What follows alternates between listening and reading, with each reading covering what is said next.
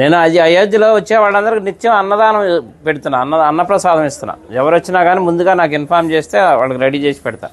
ప్రస్తుతం 1000 మంది పైన వస్తున్నారు. మన తెలుగు వాళ్ళకి భోజనం దొరకదు అక్కడ, అందుకని అందరికీ ఉచితంగా పెడుతున్నా. ఇంతకుముందు రాముల వారికి 5 వెండి ఇటుకలు ఇచ్చాను శంకుస్థాపనకి. మోడీ గారు శంకుస్థాపన చేశారు కదా, నా అదృష్టం బాగుండి ఆ ఇటుకలతోనే శంకుస్థాపన చేశారు. దాని మీద ఇప్పుడు గుడి తయారైంది.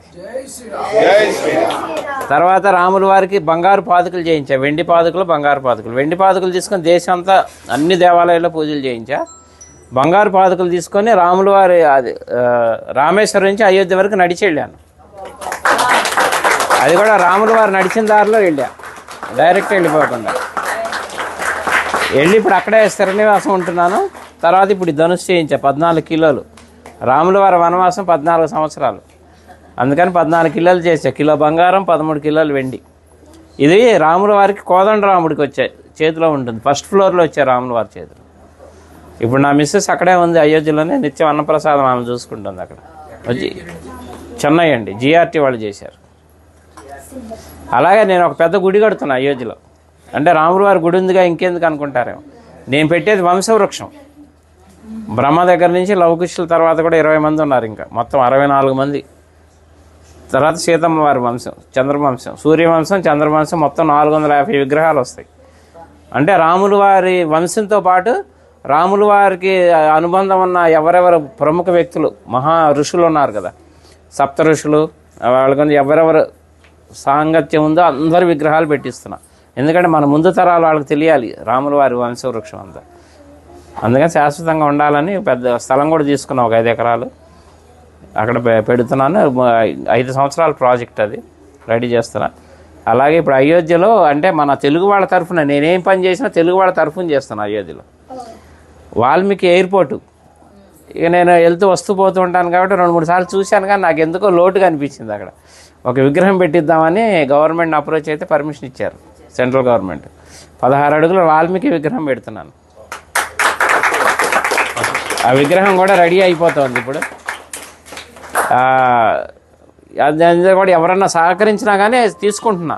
ఎందుకంటే భక్తి నాకు ఒక్కడికే కావాలని కాదు, పుణ్యం అందులో అందరినీ భాగస్వాములు చేయాలి, ఎందుకంటే దైవ కార్యం. అందుకని ఎవరన్నా చేస్తే వీళ్ళున్న వాళ్ళు చేయొచ్చు. అనుగ్రహం మొదలుపెట్టాను, వర్క్ జరుగుతుంది ఫాస్ట్గానే. మార్చి ఏప్రిల్లో విగ్రహ ప్రతిష్టాపన అయోధ్యలో. అట్లా అన్ని కార్యక్రమాలు మీరు ఎవరు ఎప్పుడు వచ్చినా కానీ నాకు చక్కగా నాకు ఫోన్ చేస్తే ముందుగా అన్ని ఏర్పాట్లు చేస్తారు. రూములు కావాలన్నా అక్కడ 48 రూములు కూడా కట్టబోతున్నాను. వచ్చేవాళ్ళు ఇప్పుడు ఉన్నాయి, ప్రస్తుతానికి 4-5 ఆశ్రమాలు తీసుకున్నాను, మన హ్యాండ్ ఓవర్లో ఉన్నాయి. ఎవరు వచ్చినా అకామిడేషన్ అది ఏర్పాటు చేస్తా అయోధ్యలో. నా నంబర్ కూడా నోట్ చేసుకోండి, 9550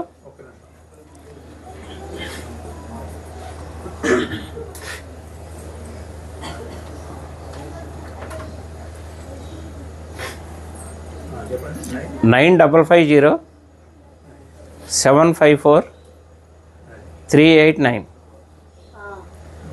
చల్లా శ్రీనివాస్ శాస్త్రి అయోధ్య అని పెట్టుకోండి.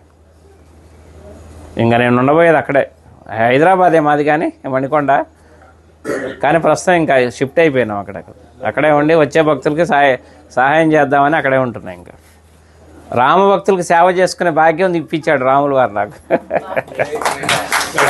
ఎందుకంటే నిన్నే బాలరాముడు ప్రతిష్ట నిన్నే 1 year. అందుకే మా ఆవిడ అక్కడ ప్రసాదాలు తయారు చేసి మాకు అవకాశం ఇచ్చారు. ఇప్పుడు 6 రోజులు మొత్తం లోపల ప్రసాదాలు పంచే అవకాశం కూడా ఇచ్చారు. నిన్న మొదలైంది కార్యక్రమం, అందరికీ వినియోగిస్తున్నాం. 9550 754 389.